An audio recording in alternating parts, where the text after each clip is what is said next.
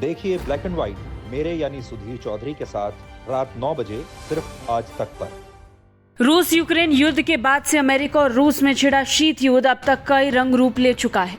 हालांकि ये तनाव अभी भी जारी है। इस तनाव की स्थिति में सबसे ज्यादा किसी को फायदा हुआ तो वो देश जिन्होंने किसी एक पक्ष को चुनकर एग्रेसिव टर्न नहीं लिया, जिसमें भारत प्रमुख है।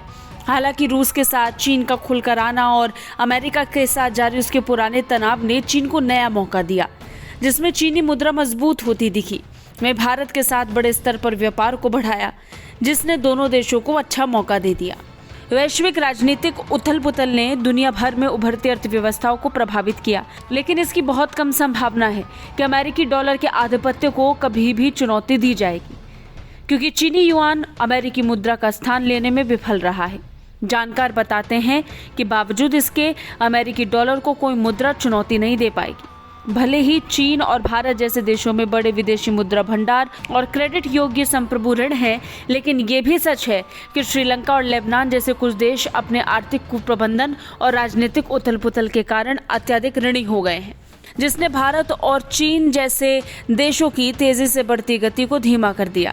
जानकार बताते कि अमेरिकी डॉलर वित्तीय प्रणाली पर हावी है। अमेरिकी फेडरल रिजर्व अक्सर अपनी मौद्रिक नीति के प्रभाव की अनदेखी करता है, जो दुनिया के बाकी हिस्सों को प्रभावित करता है। अमेरिकी के फेडरल रिजर्व सिस्टम यानी एफईडी ने लगभग 50 सालों में उच्चतम उपभोक्ता मूल्य मुद्रास्फीति के बावजूद अपनी नीतिगत ब्याज दरों में वृद्धि की। नतीजन उभरती अर्थव्यवस्थाओं जैसे ग्रीस या पुर्तगाल जैसे गरीब यूरोपीय देशों के निवेशकों ने रिटर्न की उच्च दर प्राप्त करने के लिए अपना पैसा यूएस बॉन्ड में डाल दिया, जो खाद्य और ईंधन के आयात को महंगा बनाता है और घरेलू उपभोक्ता मूल्य मुद्रास्फीति को बढ़ाता है। नतीजा ये हुआ कि ये मुद्रा डॉलर को चुनौती नहीं दे पाई।